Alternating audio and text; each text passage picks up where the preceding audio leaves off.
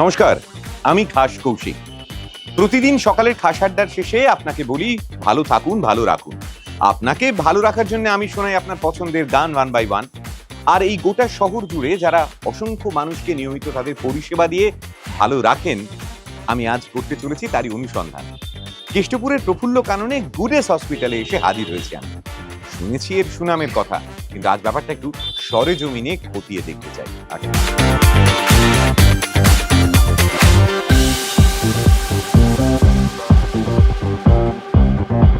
কথায় বলে সূচনাটা ভালো হলে নাকি সবকিছুই ভালো হয়। আর আজ এমন একটা জায়গায় এসে উপস্থিত হয়েছি যার শুরুতেই আছে গুডেস হসপিটাল। কেষ্টপুরে আজ সেখানে এসে হাজির, এবং সেখানে এসে আজ এখানকার ইতিহাস, ভূগোল সবকিছুই জানার চেষ্টা করব। এবং যে মানুষটি এ ব্যাপারে সব থেকে সঠিকভাবে সবকিছু সুন্দর করে বলতে পারবেন, এই মুহূর্তে তার চেম্বারে আমি, ফাউন্ডার অ্যান্ড ম্যানেজিং ডিরেক্টর সমাধির সঙ্গে রয়েছে সীমা চক্রবর্তী। নমস্কার। নমস্কার বিগ এফএমকে আপনাকে যথেষ্ট ধন্যবাদ এরকম একটা সুন্দর মানে এনভায়রনমেন্ট ক্রিয়েট করবার জন্য। Thank you so much. একেবারে গোড়া থেকেই শুরু করা যাক। একজন নারী যিনি স্বপ্ন দেখেছিলেন তার নিজের একটা এস্টাবলিশমেন্ট হবে, কিন্তু এরকম স্বপ্ন তো বহু নারী দেখেন, বহু মানুষ দেখেন, কিন্তু সেই স্বপ্নটাকে সত্যি করার জন্য কি পরিশ্রম, কি ভাবনা, এবং কোথা থেকেই বা আজ থেকে 2 বছর আগে 7টা বেডের একটা হসপিটাল, যেটা আজকে 54 বেডের থেকে বেশি একটা জায়গায় এবং অগণিত মানুষের মনে ভরসা আর বিশ্বাস তৈরি করেছে। না, শুরুটা বলতে গেলে অনেকটা কঠিন ছিল। কোনো জিনিস করতে গেলেই সবসময় মসৃণ পথ হয় না, আমাদের এবড়ো খেবড়ো পথ দিয়েই যেতে হয়। সেটা আমার ক্ষেত্রেও হয়েছিল। যেহেতু I am having experience in this industry more than 17 years, সেই এক্সপিরিয়েন্সটাকে আমি কাজে লাগিয়েছি। লাগানোর পর আমাদের ইন্ডাস্ট্রির বহু মানুষ এই জায়গাটা তৈরি করতে আমাকে সাহায্য করেছে। প্রথমে 7টা আইসোলেশন কোভিড বেডের দিয়ে আমি শুরু করেছিলাম আফটার কোভিড। তারপর আস্তে আস্তে বিভিন্ন রকমের অ্যাফিলিয়েশন নিয়ে 54 বেডের এই গুডেস হসপিটালে যাত্রা শুরু হয় 2021 সাল থেকে। আজকে প্রায় 4 বছর, ওই 8-9 মাস হতে গেল আর কি। তো যদি দেখা যায় যে প্রথম দিন থেকেই কিন্তু আমি চেষ্টা করেছিলাম আমাদের এই গুডেস হসপিটালকে কী করে ট্রমা কেয়ার সেন্টার তৈরি করা যায়। যদি দেখা যায় যে আমাদের কলকাতায় একমাত্র সব হসপিটালে আমরা ট্রমা কেয়ার বলি, কিন্তু ট্রমা কেয়ার ডিপার্টমেন্ট রয়েছে, কিন্তু মানুষের কাছে একটা ভয় থাকে যে কোনো একটা কর্পোরেট হসপিটালে গেলেই তার যে খরচা সেটা সামলাতে পারবে না। সেই কারণে আমি আমার এই গুডেস হসপিটালকে একটু অন্যরকমভাবে, মানে সেমি কর্পোরেট ওয়েতে, যেখানে আমার লক্ষ্য ছিল যে মধ্যবিত্ত আর middle class, upper middle class as well as lower middle class যাতে আমি সার্ভ করতে পারি, সেই জায়গাটা আমার কাছে মূল লক্ষ্য ছিল।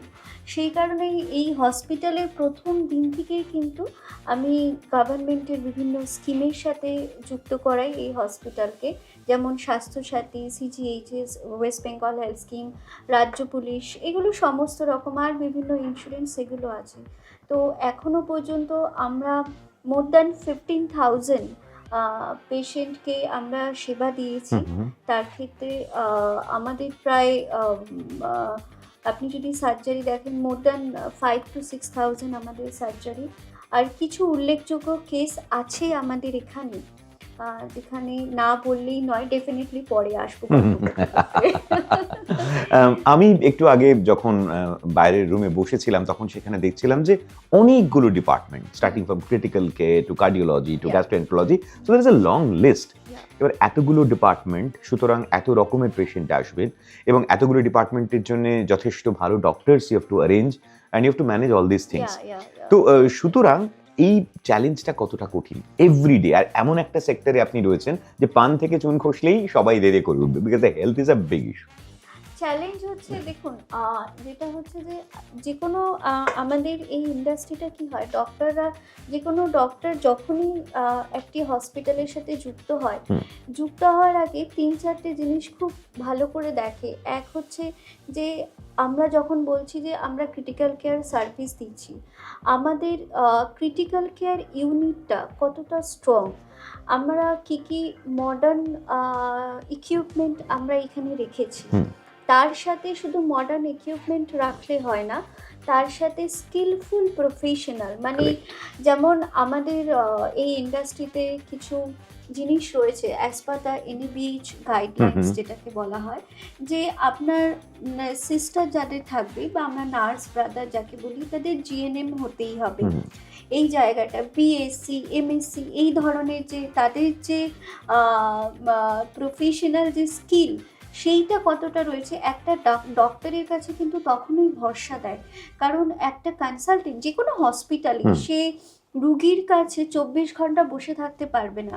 তারা কিন্তু ডিপেন্ড করবে, সেই কনসালটেন্টটা কিন্তু অলওয়েজ ডিপেন্ড করে রেসিডেন্সিয়াল মেডিকেল অফিসার যারা রয়েছে সিস্টার ব্রাদারের ওপরে কিন্তু ডিপেন্ড করে। তারা হ্যাঁ টেলিফোনিক তারা সবসময় অ্যাওয়ার থাকে, they are giving consultation, they are giving medications, everything they are giving, but তারা কিন্তু তাদের উপরেই ভরসা করে আর ভরসা করে হসপিটালের এই এই এই পিলারের ওপর। তো সুতরাং এই জিনিসটাকে আমাকে আগে ঠিক করতে হয়েছিল যে আমাদের ক্রিটিক্যাল কেয়ার আমি কতটা স্ট্রং করব।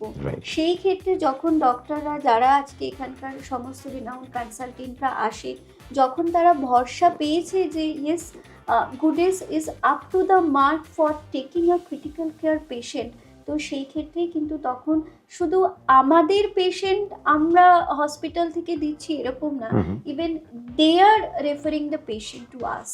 ওকে, আমি দেখছি অলমোস্ট 24 ডিপার্টমেন্টস আর দেয়ার, একেবারে সমস্ত ডিপার্টমেন্টে অলমোস্ট কভার করেছেন আপনারা। তারই সঙ্গে সঙ্গে দেখছি যে 24 আওয়ার্স সার্ভিসও প্রচুর রয়েছে, like emergency, pathology, echo, radiology, USG, আরও অনেক কিছু, ফার্মেসি। তো এই 24 ঘন্টা একটা কর্মকাণ্ড চালানো এবং যে কোনো সময় রাত দুপুরে আর্লি মর্নিং দুপুরবেলার মানুষজন আসতে পারে, তো সেটার জন্য তো একটা দারুণ ভালো টিম এবং ভালো ম্যান পাওয়ার ম্যানেজমেন্ট দরকার। সেইটা কতটা এখানে গুডেসে? অ্যাকচুয়ালি আমার মনে হয় যে যারা ভেবে নেয় যে আমরা হেলথ কেয়ার ইন্ডাস্ট্রিতে আসছি, দেখুন কোভিডের পর এখন মানে in fact we can say that all the Gen Z তারা মনে করছে যে কোভিডের পর this is the only platform where মানে তাদের জবটা ঠিক মতো থাকবে, একমাত্র এইরকমই এটা একটা ইন্ডাস্ট্রি, কোনোদিন বন্ধ হবে না। কিন্তু আমার মনে হয় যে হেলথ কেয়ার ইন্ডাস্ট্রিতে যারাই আমরা সার্ভ করছি তাদের হেলথ কেয়ার ইন্ডাস্ট্রি সার্ভ করার জন্য সেই কিন্তু একটা স্ট্রং অরা থাকতে হবে, স্ট্রং কনফিডেন্স থাকতে হবে। তার সাথে সাথে আমি 24 ঘন্টা আমি নিজেকে সার্ভ করব এই ইন্ডাস্ট্রিতে, সেই মনোভাবনা না থাকলে এই ইন্ডাস্ট্রিতে কিন্তু টেকাটা খুব দায় হয়ে যায়। তো সেই ক্ষেত্রে আমাকে কিন্তু সেই রকমই লোকজনদের নিতে হয়েছে, বা আমার কালিগরা যারা রয়েছে তারা সেরকমই যে যারা 24/7 এই সার্ভিসটাকে দিতে পারছে। হ্যাঁ, এবারে এক্ষুনি সোশ্যাল মিডিয়ায় চলে আসবে তাহলে কি আপনি লেবার ল মেনটেন করছেন না? আমি ডেফিনেটলি লেবার ল মেনটেন করছি। আপনার নিজেরও তো একটা এলএলবি ডিগ্রি রয়েছে এবং যেটা স্পেশালি মেডিকেল এবং ইত্যাদির উপরেই আর কি, সো ইউ নো ইট